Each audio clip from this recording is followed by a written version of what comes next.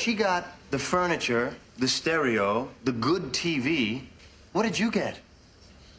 You guys. Oh, God. You got screwed. Oh, my God. Got screwed, meaning something went very badly for someone, often unfairly or due to being tricked. Example: I paid for the concert ticket, but it was a scam. I really got screwed.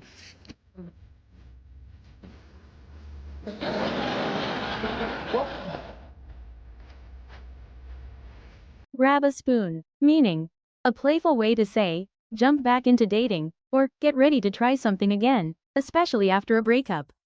Example: you're single again? Time to grab a spoon and get back out there. What? What? You want to spell it out with noodles?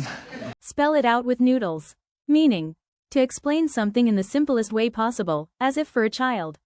Noodles makes it sound silly or dramatic, like teaching using alphabet pasta. Example: do I need to spell it out with noodles? I said no more borrowing my car. Oh, I doubt it.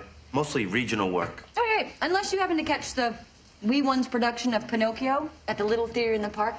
Wee ones, meaning a cute or affectionate term for small children. Example: she stayed home to take care of the wee ones while her husband was at work.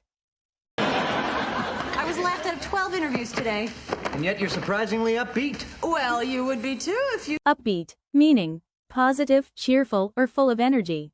Example: despite the bad news, he stayed upbeat and encouraged everyone else. You gonna crash on the couch? No, I gotta go home sometime.